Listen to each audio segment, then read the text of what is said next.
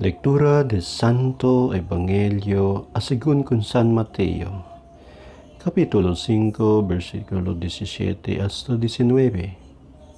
Gloria con usted, Señor.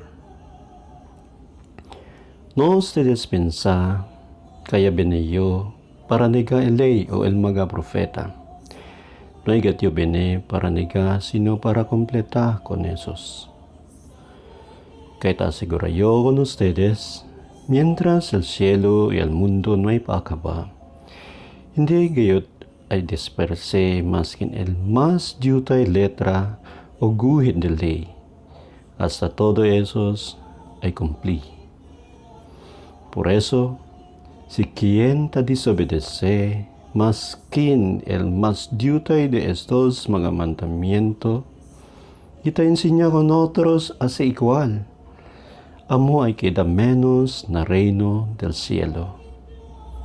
Pero si quien te cumpli el mga mandamiento y te enseña con otros hace igual, amo ay queda alto na reino del cielo.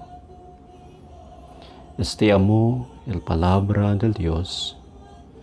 Talaba kami con usted, Señor.